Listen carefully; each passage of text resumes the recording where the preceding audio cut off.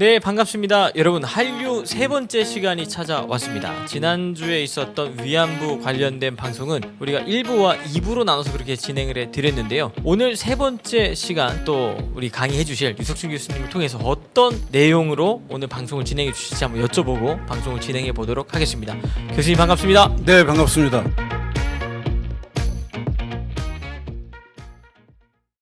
오늘은 어떤 주제로 또 한류 시간을 이끌어 가실지. 네. 우리 시청자분들이 아마 잘 모르실 거예요. 근데 박정희 대통령이 기술자들을 육성하는 과정에 개인적으로는 참여들을 많이 하신 분들이 많을 거라고 생각해요. 그러니까 60년대 여공들 많잖아요.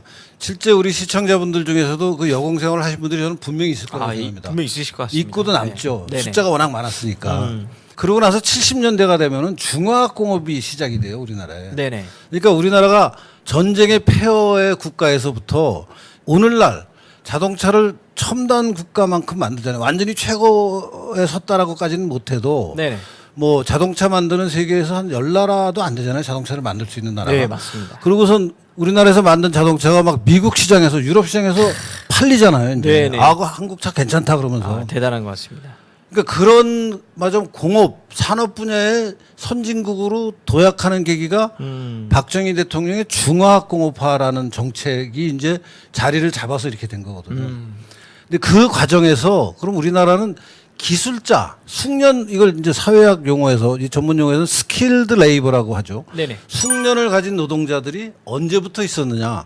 이 숙련이 없으면은 그런 산업 분야가 발전을 할 수 없거든요. 네네네. 그래서 그런 부분에 대해서 우리나라 또 좌파 교육에 잘못된 것이요. 우리나라 노동자는 다 착취받고 찢어지게 가난하고 기술은 없고 기업주가 막 쥐어짜기만 해서 우리나라가 산업 발전을 했다라는 식으로 가리키는데 네네. 이게 얼마나 허황된 잘못인가를 좀 적나라하게 70년대에 아무것도 없던 산업에서 중화학공업에 필요한 기술자들을 만들어내는 박정희 대통령의 정책 이것이 어떤가를 좀 잘 보여드리도록 하겠습니다. 네. 그럼 오늘 한류 3강 지금부터 시작하도록 하겠습니다. 중화학공업과 숙련노동자 기능공의 탄생이라는 제목이 붙어있는데요. 이 기능공이라는 말을 지금은 잘 안 씁니다. 근데 옛날에 제가 70년대 대학을 다녔을 때는 신문에 매일 나오는 단어가 기능공이었어요. 요새로 치면 뭐 4차 산업혁명 뭐 그런 정도의 그 중화학공업화가 이제 4차 산업혁명하고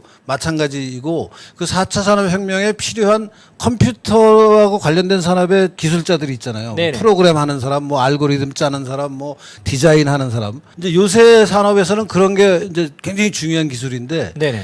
그 앞 단계 중화학공업에서는 어떤 기술이 중요한 것이냐 할 때 그 기술을 가진 사람들을 기능공이라고 불렀어요. 네. 그래서 그분들에 관한 얘기를 좀 말씀드리겠습니다.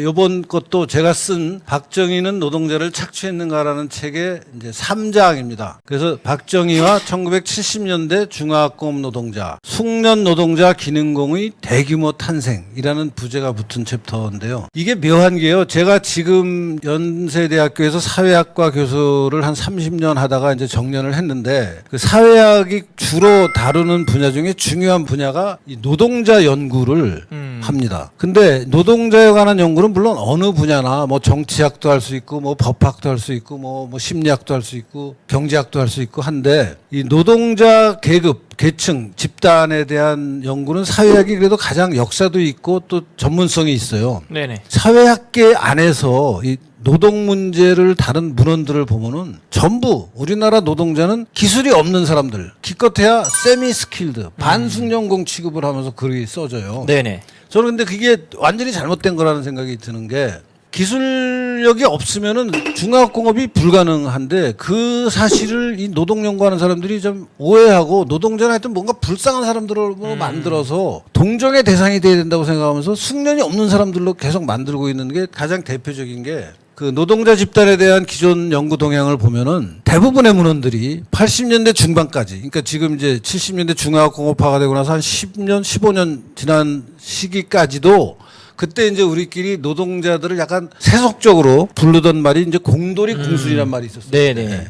공돌이 공순이라고 불리면서 우리나라의 남자, 여자 노동 공장에서 일하는 분들을 인구 사회적 배경에서는 물론 인구 사회적 배경이라는 거는 인구는 젊은 사람들이고 사회적 배경은 가난한 가정 출신들이고 노동시장의 위치에서도라는 건 월급 적게 받고 그다음에 이제 기술도 없고 그래서 남자 여자 구분할 거 없이 70년대 80년대 노동자들은 매우 동질적이었다 이렇게 네. 분석을 해요. 근데 이게 완전히 잘못됐다고 저는 생각하는데 가장 대표적으로 저런 연구를 대표하는 사람이 구혜근이라는 분이 있어요. 네. 저 구혜근 교수는 한국 사람으로 미국서 박사학위를 하고 하와이 대학에서 오랫동안 교수 생활을 했습니다. 그래서 한국에 대해서 굉장히 잘 아는 분이고 또 우리나라의 그 후학들이 굉장히 떠받드는 분 중에 한 분이고 사실 저도 이게 제가 직접 이 연구를 해서 구혜근 교수가 잘못된 것을 지적하기 전까지만 해도 구혜근 교수를 굉장히 저도 높이 평가했었어요. 아, 네네. 근데 막상 제가 이 주제에 들어가서 연구를 해보니까 이분이 얘기하는 게 앞뒤가 너무 안 맞는 거예요. 그래서 이제 구혜근 교수가 한 말을 좀 제가 인용을 하겠습니다. 두 번째 가운데 문단입니다. 예컨대 구혜근은 2002년에 신광현 교수라고 저하고 동갑인 중앙대에서 사회학과 교수를 오래 한 분이 있어요. 이제 지금은 은퇴했죠, 이분도. 신광현 교수가 이제 구혜근 교수 책을 번역을 해서 한국 노동계급의 형성이라는 책을 2002년에 냈어요. 그때 보면은 이게 제가 따옴표에 붙인 건 이제 구혜근 교수가 영어로 써놓은 거를 번역한 말입니다. 네. 절대 다수의 노동자는 반숙련, 세미스킬드이고 대량 생산에 종사하고 있었다고 설명함으로써 한국 노동계급의 특성을 반숙련 노동자, 세미스킬드 워커라고 부르고 있어요.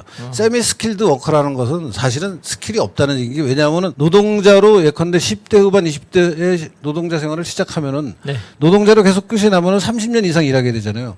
30년 이상 일하고도 세미스킬드면은 숙련이 없는 거죠. 네네, 맞습니다. 그러니까 잘못 보고 있는 거죠. 구혜근은 1980년대 중반까지 한국 노동계급의 뚜렷한 특성은 인구 사회적 특성과 시장에서의 지위라는 두 측면에서 동질성이었고 이들에게는 더 구체적입니다. 연령이나 나이가 비슷하고 가족 배경, 가난한 가정 배경이고 기술 수준뿐만 아니라 그러니까 기술 수준에서도 차이가 없었고 회사로부터 제공받는 임금, 직장의 안정성, 복지 혜택 맞아 복지 수준이 차이가 없었다. 즉 회사가 잘 월급도 제대로 안 줬다. 뭐 이런 식으로 이제 연구를 해서 요약을 하고 있는데 저게 네네. 잘못됐다는 얘기를 이제 오늘부터 말씀 좀 네네. 드리겠습니다. 예. 제가 던지는 질문이 이렇습니다. 만약에 80년대 중반까지 형성된 노동자들의 대부분이 반숙련 상태여서 노동자들의 숙련 수준에 별 차이가 없었다면 한국은 어떻게 73년 이후에 중화학공업화에 성공할 수 있었나요? 중화학공업에서 일하는 사람들은 기계를 정밀하게 깎을 수 있어야 됩니다. 왜냐하면은 중화학공업의 가장 대표적인 결과물이 무기잖아요. 방위산업에 필요한 무기, 탱크, 뭐 함정, 소총.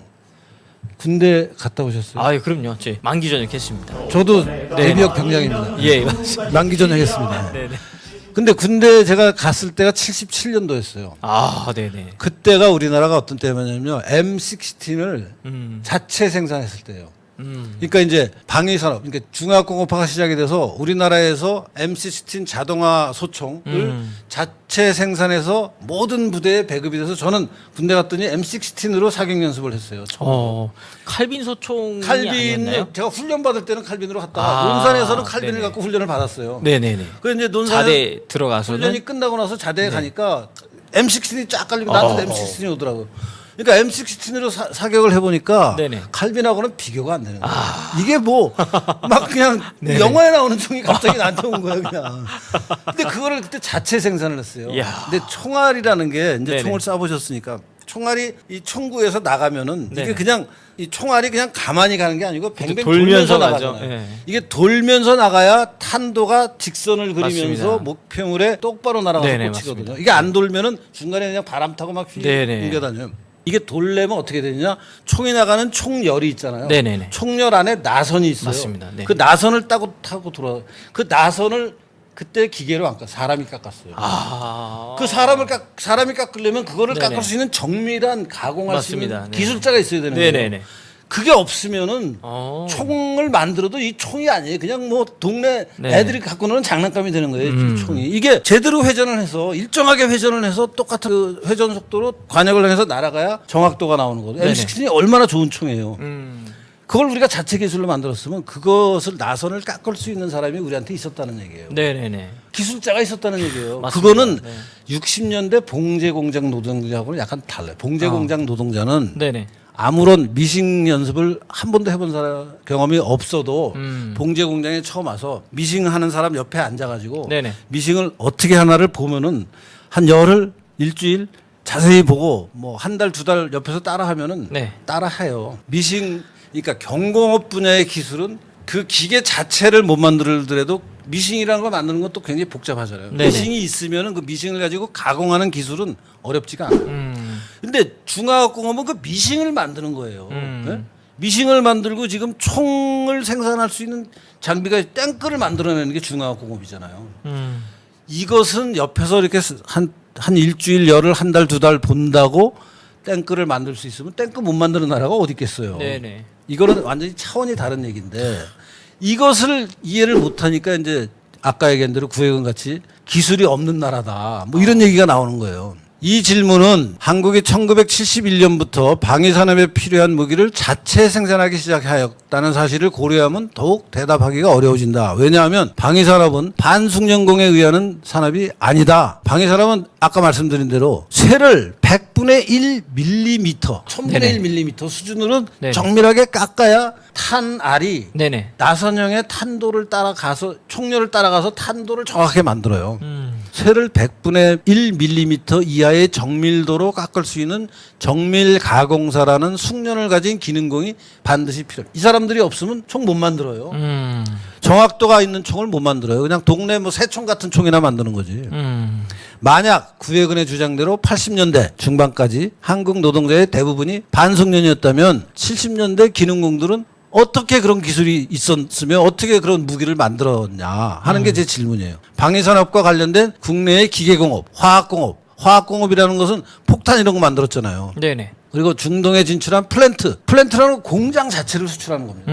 중동에 공장을 지어줬어요 우리가. 그건 이제 그걸로 돈 받고 그랬죠. 네네.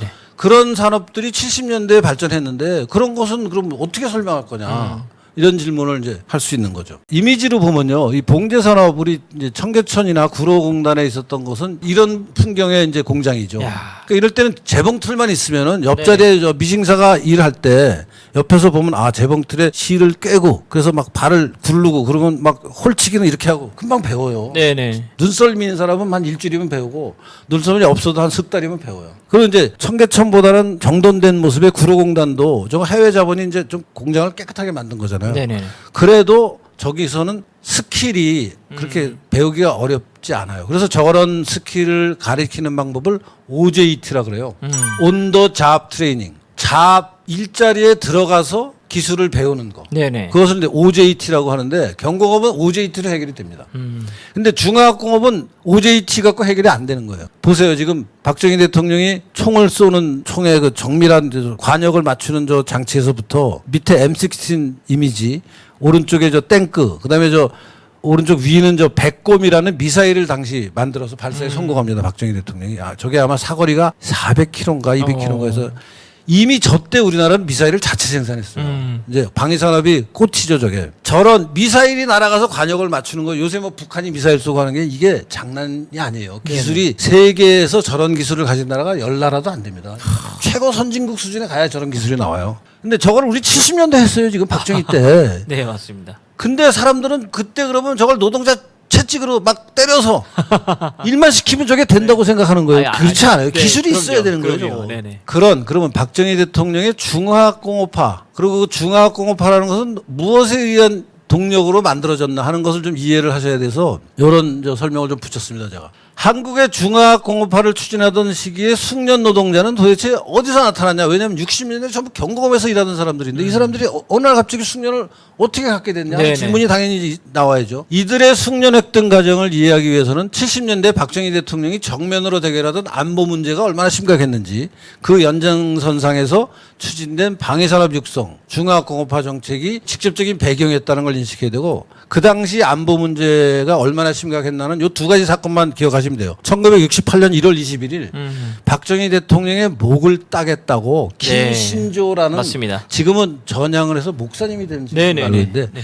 이분이 때를 지어서 산을 넘어서 도보로 38선에서부터 북악산 청와대 뒷산까지 와서 근데 그 사람들이 경찰의 저지로 그때 잡혔어요. 네네. 그래서 뭐 교전하다가 죽고 뭐 일부는 잡히고 그 중에 한 사람이 김신조인데 진짜 대통령 입장에서는 야 내가 청와대에서 자다가 그냥 어느 날 비명 행사하게 되는 거 아닌가 하는 위기의식을 느끼고 더구나 박정희 대통령 군인이었잖아요. 네네. 그러니까 도대체 이게 말이 되는 거냐. 내가 자는 숙소 뒤까지 지금 무장공비가 와서 나를 죽이겠다 그러는데 이걸 가만 놔둘 수 있느냐 하는 이제 위기감이 있고 그 다음에 71년, 그로부터 3년 후면은 미국의 닉슨이 중국이랑, 당시 중공이랑 수교를 하면서 핑퐁 외교 뭐 이런 거 하면서 수교를 하기 시작해요. 네. 그래서 주계 장막이 걷히기 시작하면서 한국에 있는 미군을 빼겠다는 얘기를 해요. 그게 미국의 닉슨 독트린이에요. 네네. 그러니까 우리를 노리는 북한은 대통령 집무실 코앞까지 무장공비를 내보내고 우리를 지켜주는 또 다른 안보의 축인 이승만이 만들어놓은 한미 상호도 동맹에 의한 미군은 빠지겠다고 하니까 박정희 대통령 입장에서는 정말 심각한 국면이고 이것을 어떻게 헤쳐나갈까? 그러면 자체적으로 우리가 국방을 담당해야겠구나 하는 생각을 하게 되고, 그래서 그러려면 중화학공업, 탱크 만들고 비행기 만들고 함정 만들고 총 만들고 화약 만드는 기술을 우리가 가져야 되는 거 아니냐 하는 생각을 네네. 하고, 그래서 중화학공업을 하게 되는 거예요. 그래서 중화학공업화는 바로 이런 맥락에서 72년 10월 17일 저게 유신을 선포하는 날이죠. 네네. 유신 체제의 핵심적 목표인 유신 체제는 뭐 사람들은 그게 독재다 뭐 인권을 유린했다 하지만 사실 그건 부수적인 현상이고 가장 유신 체제를 만들어내는 가장 근본적인 것은 북한과의 대결에서 우리가 꿀리면 안 된다. 그러려면 자주국방력을 가져야 된다는 그게 가장 큰 동력이에요. 네. 그래서 자주국방을 구체적으로 실행하기 위한 수단으로 유신을 선포했고 그 유신 선포가 10월 17일인데 그로부터 석 달 만에 73년 1월 12일 대통령 연두 기자회견에서 우리 중화공업화 한다. 다른 말로 하면 우리 탱크 우리 손으로 만든다. 네네. 하는 말씀을 하시는 거예요. 그런데 이제 막상 그 중화공업화 선언을 하면은 어떤 일을 헤쳐나가야 되냐면요. 탱크 만드는 공장을 지어야 될 거 아니에요. 네네. 그 공장에서 일하는 노동자를 기술을 가진 사람들을 집어넣어야 될 공장에 그 도면도 설계하는 사람이 있어야 될 게 아니에요. 네네. 공장을 지으려면 돈이 있어야 될 거 아니에요. 이게 한두 가지 문제가 있는 게 아니에요. 지금 뭐 4차 산업혁명을 한다 그러면 그 4차 산업에 필요한 여러 가지 투자와 뭐 거기에 필요한 기본 어떤 설계, 거기에 인력 이런 게 다 이제 결합이 돼야지 성공하는 거잖아요.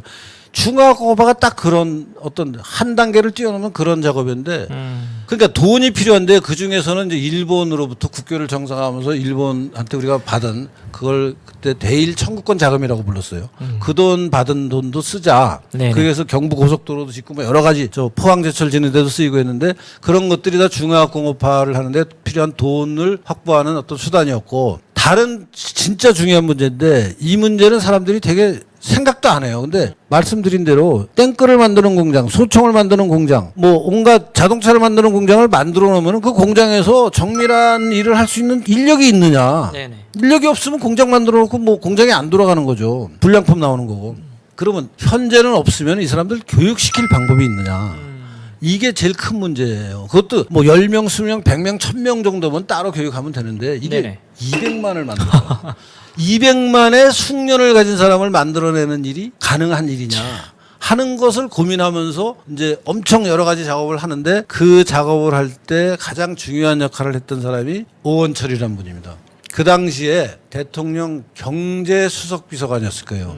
저분이 일제시대 와세대대학 화학관과 출신이에요. 그래서 이승만 대통령 때도 중요한 일을 하다가 박정희 대통령이 이제 경제 참모로 발탁을 해서 네. 중화학공업화를 총책임지는 설계를 한 분이에요. 그리고 이분이 회고록을 쓴 게 저 한국형 경제건설이라고 방금 그 화면에서 보셨던 그 책을 7권짜리 책을 썼어요. 근데 저 책이 정말 우리나라 경제 발전을 이해하는 데는 정말 중요한 책인데 사람들이 저 책이 있는지도 잘 몰라요. 그냥 막 좌파들이 쓴 뭐 박정희가 노동자 착취했다는 식으로 쓴 노동에 관한 글들은 수도 없이 많고 뭐 그걸 많은 사람들이 보는데 진짜 우리나라 경제가 우리 처음에 내가 질문했듯이 한국이 언제부터 그런 발전했느냐 하는 것을 이해하는데 박정희 시대에 성공이 있었으면 그 성공을 만들어내는데 가장 결정적인 요소들이 무엇이었나를 정말 잘 설명하고 있는 게 저 한국형 경제건설이라는 오원철 수석이 쓴 책이에요. 저 책에 7권인데 저 책에 이제 오 수석이 다행히 정리를 잘 해놨어요. 자기가 네네. 어떤 일, 박정희 대통령하고 내가 어떤 일로 고민을 했고 그 문제를 해결하기 위해서는 어떤 일들을 어떻게 했어야 되는지에 대해서 아주 자세히 써 있고 그 중에 이제 한 중요한 대목이 이 수많은 뭐 10만, 20만이 아니고 100만, 200만의 기술을 가진 노동자를 우리가 필요로 하는데 이 사람들을 어떻게 교육시킬 것이냐 하는 문제를 잘 설명을 해놨습니다. 그래서 제가 이 문제에 관한 논문을 쓰는 것은 저 오수석에 쓴 저 책이랑 저번에 제가 인터뷰를 몇 번 했어요. 그래서 인터뷰도 하고 또 저분이 추천하는 분들 인터뷰도 하고 그래서 책을 쓰게 됐습니다. 그 당시 그 인력의 상황이 어땠는지를 아주 적절히 보여주는 방식으로 이분이 설명을 저 책에서 했는데 이렇게 했어요. 예를 하나 들어보자 그러면서 73년 이제 중화공업화가 시작되는 해잖아요. 네네. 73년에 노동시장에 처음 들어오는 사람들의 수준이 어땠는지 니네 이해하고 있냐. 1973년에 상황을 한번 보자 그러면서 책에다 써놨는데 보세요. 노동시장에 들어오려면은 노동시장인 게 이제 일하러 나오는 사람들 아니에요. 일하러 나오는 사람들이 요새는 다 일하기 전에 대학까지 다 졸업하고 오잖아요. 네네. 대학 다니는 중간까지 노동시장에 들어서 일하는 것은 주로 단기 알바만 하지. 맞습니다. 뭐 중학교 졸업하고 나 일하러 나오겠다. 초등학교 졸업하고 일하러 나오겠다. 고등학교 졸업하고 나 이제 더 이상 대학 안 가고 일하러 나오겠다 하는 사람들이 요새 거의 없어요. 네, 거의 없습니다. 근데 70년대에는 그렇지 않았어요.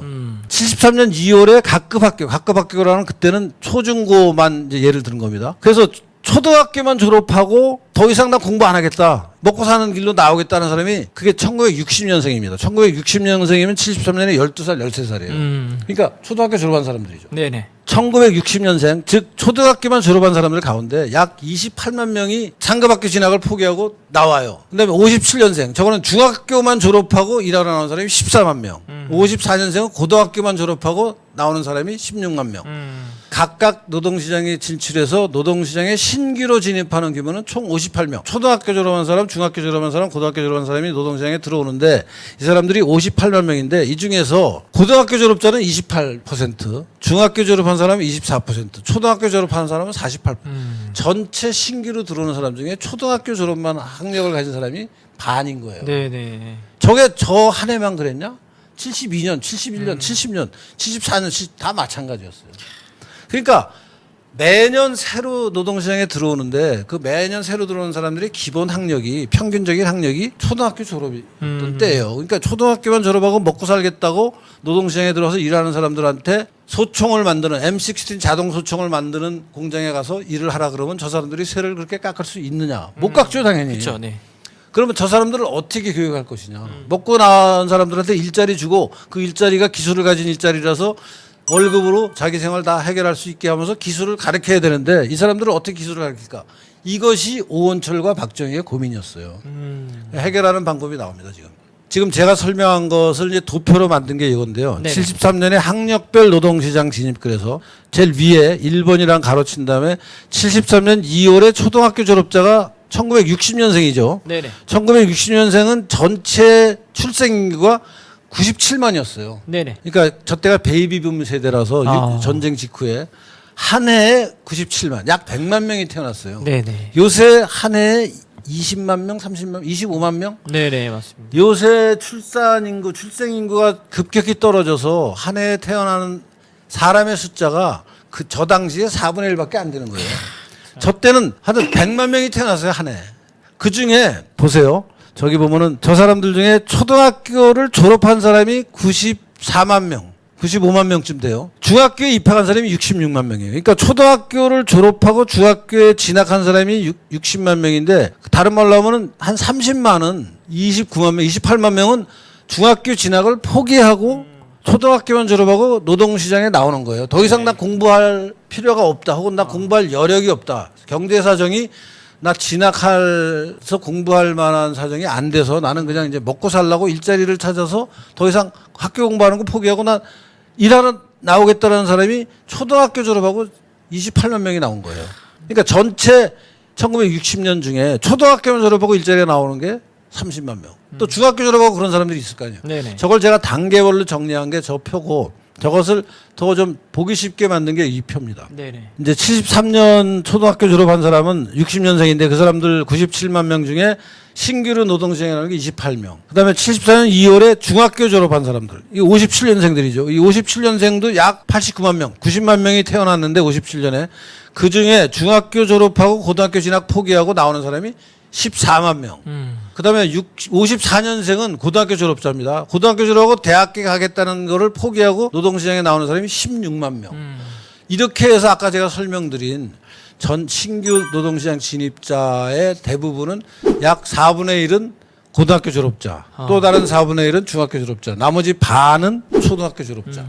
이 사람들이 다 먹고 살겠다고 집집마다 더 이상 공부하는 거 우리 포기한다. 다 나와서 이제 일자리를 찾는데 그 일자리에 기술을 가리켜서 이 사람들이 일할 공장을 지어야 된다 하는 게 중화학공업화였던 거예요. 그리고 저 학교 교육이나 저런 이제 상황 말고도 이런 얘기를 합니다. 73년에 범국민 과학화 운동이라는 걸 시작을 해요. 박정희 대통령이. 그래서 저 다운표에 있는 저 부분에 이제 선언을 합니다. 과학 기술 개발 없이는 중화학공업 육성은 기대할 수 없다. 모든 경제 목표 달성은 전 국민이 범국민적 과학기술 개발에 참여할 때 가능하다고 본다. 국민학교, 그때는 국민학교로 했습니다. 요즘 초등학교를. 국민학교 어린이에서부터 대학생, 성인, 남녀노소 할 것 없이 과학을 습득하고 생활화해야 된다. 그래서 이 과학의 어떤 생활화, 기본 지식화 하는 것을 엄청 추진하고 이것이 그 바탕이 돼서 이제 중화학공업에 필요한 기술자들이 양성이 됩니다. 그 당시에 이 과학기술 분야에서 일하던 사람들을 공식 용어로 어떻게 사용했는지 하는 것을 좀 이해를 해야 지금부터 제가 말씀드리는 내용을 좀 쉽게 이해하실 수 있을 것 같아서 요 설명을 좀 드리겠습니다. 네. 당시 과학기술계 인력은 과학기술자, 기술공, 기능공이라는 세 개 종류의 그 카테고리가 있었고 그 카테고리 안에는 약간의 위계가 있었어요. 과학기술자는 가장 높은 수준에서 전문적인 기술을 가진 사람들이고 기술공은 그 다음 단계고 기능공은 가장 아래 단계. 그래서 저런 구분이 있었는데 이제 그 당시 문헌에서 과학기술자와 기술공과 기능공을 어떻게 정의하는지 한번 보겠습니다. 밑에 있는 부분입니다. 과학기술자는 창조적 업무 활동을 수행하는 자로서 학자, 그러니까 교수 또는 전문가적 성격을 가지며 일반적으로 4년제 이공계 대학을 졸업하고 학부를 졸업하고 석사 및 박사 학위를 지향하며 그 당시 박사 학위를 가진 사람이 많이 없었으니까 맞아 대학원생도 이미 과학기술자다라고 이제 쳐주는 거예요.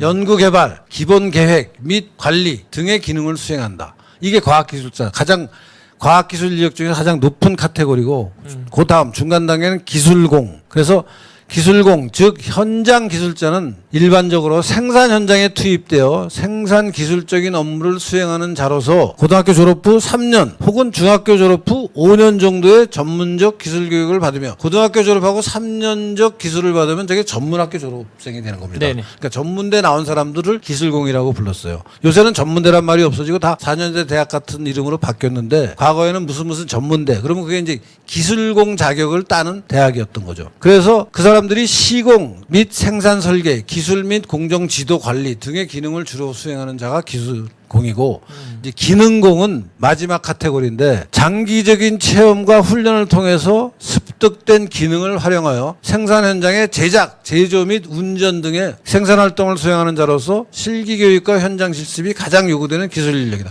맞으면 실제 생산 공장에서 일하는 생산 현장에서 일하는데 가장 많은 사람들이 기능공이었던 거예요. 그래서 저 기능공들이 방위산업으로 대표되는 중화학공업의 공장에 가서 일할 수 있도록 우리 교육을 시켜야 되는 거 아니냐는 게 현안이 되는 거예요. 네. 예, 요게 그 당시 학제, 그러니까 뭐 초등학교 졸업하고 중학교 올라가고 중학교 올라가서 고등학교 올라가고 그다음에 고등학교에서 대학교로 지나가고 할 때 이제 중간에 이렇게 넘어가는 단계에 보면은 뭐 실업고등 전문학교도 있고 기술고등학교도 있고 여러 가지 종류의 학교들이 있는 것을 제가 이제 대충 나눠서 아까 얘기했던 과학기술자는 요런 사람들이다 그래서 과학기술자 동그라미 보면은 대학교에서 이공계 전공을 하고 대학원에 지나간 사람들이죠. 그다음에 기술공을 보면은 고등학교를 마치고 그 다음 단계 초급대학이나 전문대 혹은 중학교 마치고 5년 동안 실업고등 전문학교를 마치면은 기술공이 되는 거고 기능공은 중학교 교육을 마치고 일정한 교육을 받으면 기능공이 되는 거예요. 고등학교를 지나. 이렇게 이제 카테고리가 세 개가 있는 것이 이제 그 당시 상황인데 저 기능공 교육을 지금은 누구나 다 대학을 졸업하니까 저거 당연한 거 아니야라고 생각했는데 저 학력에 맞는 사람들이 많이 없었어요. 초등학교만 졸업하고 그냥 먹고 살겠다고 나오는 거예요. 맞습니다. 네. 그랬던 상황에서 이제 저 사람들 교육하는 프로그램이 가동이 됩니다. 그리고 재밌는 게요. 박정희 대통령이 노동자 착취했다는 말 하는 사람들한테 이 표를 저는 꼭 보여주고 싶은 게 그 당시에 저런 이제 박사, 기술사, 기능장이라는 게 아까 얘기했던 세 카테고리의 제일 높은 정점에 있는 사람들이거든요. 네네. 저 사람들이 각각의 루트에서 어떻게 정상으로 올라가느냐 하는 것을 저렇게 도표로 만든 게 이 표인데 보면은 박사나 기술공 중에서 가장 기술사가 되죠. 요새도 기술사 자격증이 있잖아요. 네네. 기능장은 이제 명장이에요. 요새는 지금 명장, 마에스터. 기술을 가진 사람 중에 가장 이제 최고의 기술을 갖게 된 사람이 기능장인데 그 당시 정부에 교육부나 국가기관의 공식 문건에 보면요. 각 분야에서 최고의 기술자에 오른 최고의 수준에 오른 저 사람들은 서로 동등한 사회적 대우를 받게 하겠다라고 쓰여 있어요. 그러니까 박사학위를 받은 사람은 박사학위를 받은 대로 최고의 대우를 하고 기술 교육을 해서 기능공으로 성장한 사람들은 기능공이 돼서 마이스터 명장까지 가면은 그 명장은 박사학위를 받은 사람하고 똑같은 대접을 하겠다. 동등한 사회적 대우를 하겠다라고 그 당시 문헌에 저게 계속 나와요. 그러니까 박정희 대통령이 저 기술을 가진 사람들을 얼마나 우대하려고 노력을 했는지 그리고 실제 그걸 실현을 했는지를 전혀 이해하려고 노력하지 않는 사람들이 너무 많아서 지금 문제지 실제 박정희 대통령이 한 일은 너무나 실력을 갖춘 사람, 기술을 갖춘 사람, 현장에서 일하면서 기술을 갖춘 사람들을 얼마나 높이 대우하려고 노력했나를 이해할 수 있는 중요한 단초가 되는 저 표입니다. 그 다음에 국가기술 자격제도의 도입과 종목. 그래서 이제 74년 중화공업화가 되고 나서 저렇게 했는데 보면요. 저게 이제 왼쪽에 보면 기술계하고 기능계가 있잖아요. 그래서 기술계는 기술자들, 아까 그 중간 단계. 그래서 기능계는 기능공, 마지막 단계. 전문 기술을 저렇게 나눴어요 또. 기술계는 기사 2급, 기사 1급, 기술사. 기능계는 기능사 보, 기능사 2급, 기능사 1급, 기능장. 이런 카테고리로 나눴고 이 카테고리마다 기술을 그러면 기술의 종류가 너무 많잖아요. 예컨대 양복을 잘 만드는 분은 그때 양복 명장. 그러니까 우리가 생산 현장, 산업 현장에서 분야마다 기술자들이 있는 것을 다 종목화해서 그것을 74년 시행령에 보면요. 기능 분야에서는 534개의 종목이 있었어요. 그다음에 기술계에서는 193개의 기술이 있었고. 그러니까 산업의 영역마다 필요한 기술을 다 나눠서 네네. 예컨대 무슨 뭐 판금이다, 용접이다, 뭐 배관이다. 이게 다 나눠져서 배관 1급, 2급, 뭐 명장 이런 식으로 분야를 다 나눠서 아주 세밀한 기술 수준을 나눠서 이제 이 각각의 자격을 갖춘 사람들한테는 대우를 그만큼 올려줘야 된다. 네네. 대우를 달리해야 된다라는 걸 세세하게 준비했던 흔적이 남아 있습니다. 그리고 이 표를 보면요, 이제 그 당시에 1972년부터 1981년에 네. 과학기술 인력이 어떻게 수요 공급이 이루어지고 있고 현재 상황에서 1972년 현재 상황에서 수요 공급의 국가적인 어떤 목표를 위해서 필요한 조치를 취하지 않고 시장 기능에 따라서 수요 공급이 이루어지면 어떻게 되는데 앞으로 그래서 이거는 국가가 좀 적극적으로 네네. 그 노동시장에 학력이 낮은 사람들이 나온 사람들을 재교육하거나 학교에 집어넣어서 교육을 시켜서 다시 기술을 갖춰서 이 사람들을 기능공, 기술사로 바꿔야 되는 것에 필요한 인력이 어떻게 공급이 돼야 되는 문제에서 예측해 놓은 게 있는데 이게 내가 억지로 엉터리를 만든 게 아니라요. 이게 김진균 교수라고요. 서울대 사회학과 교수를 오래 하신 분이 지금은 물론 돌아가셨습니다만 저 김진균 교수는 맞아요. 유신 체제를 비판하던 분 중에 한 분이에요. 그러니까 박정희 대통령하고 정치적으로 각을 세운 분인데 네네. 이분이 쓴 논문에 이런 얘기가 나와요. 기능공을 양성하는 데는 이러이러한 그 수요 예측과 공급 예측이 있어서 이것을 모자라는 부분은 국가가 이렇게 양성을 하도록 한다. 뭐 그런 설명이 나오는 책이 있어요. 네네. 그러니까 김진균이 쓴 논문에도 이런 얘기가 나오니까 이게 엉터리가 아니다라는 걸 제가 강조하는 거고 보면은 제일 왼쪽에 구분해서 과학기술자는 1972년에 지금 27,400명이 있어요. 네네. 근데 1981년이 되면 16만 2,700명이 필요하다고 예측을 해요. 앞으로 경제 성장의 뭐 연평균 얼마에 따라서 이렇게 쭉 산업 구조를 어떻게 바꾸면 저런 인력이 필요하다. 근데 저것을 비교를 해보면은 수요 예측이 72년에 2만 7천에서 16만 2천이면 엄청난 차이가 있는 거예요. 한 14만 정도의 이제 차이가 있는데 현재 공급할 수 있는 역. 그러니까 지금 학교에 가서 박사학위를 받거나 유학을 갔다 오는 사람들이 10년 후에 자연스럽게 시장 기능에만 의지하면은 한 17만 명 정도 공급이 된다라고 예측을 하는 거예요. 그러니까 17만 명이 있으면은 16만 2천 명이 필요한데 약 5만 4천 명 정도 과공급이 된다. 시장 개입이 없이 사회가 그냥 만들어 놓은 시스템에서 그냥 가면은. 그러니까 과학기술자 부분은 우리가 따로 적극적으로 육성할 필요는 없다. 다만 저 육성, 그러니까 17만 명 중에는 이제 아주 고급 인력, 미국의 좋은 대학에서 박사학위를 받은 사람, 이런 사람들이 필요하다는 판단을 하죠. 그래서 카이스트를 만드는 거죠. 네네네. 그다음에 기능공, 기술공 부분에서는 현재 7만 1,800명이 있는데 81년에 되면 25만 8천 명 정도가 필요해서 모자라는 게 22만 명이 된다.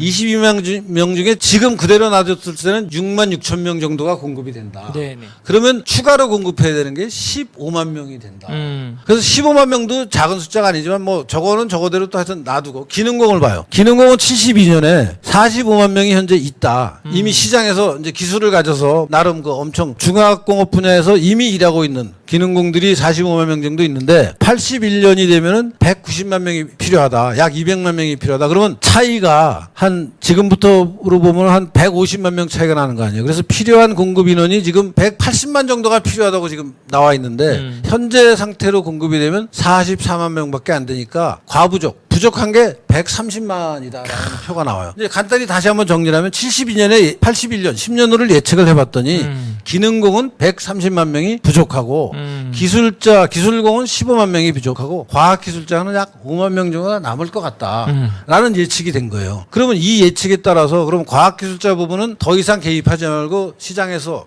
이미 있는 상태에서 굴러가는 것을 굴러가게 하고 질적으로 수준이 높은 사람들을 카이스트를 만들자라는 결정을 해요. 그다음에 기술공 부분은 뭐 그 중간 단계고 이제 기능공 부분에서 130만 명을 어떻게 만들어낼 것이냐가 가장 큰 문제가 되죠. 이것을 만드는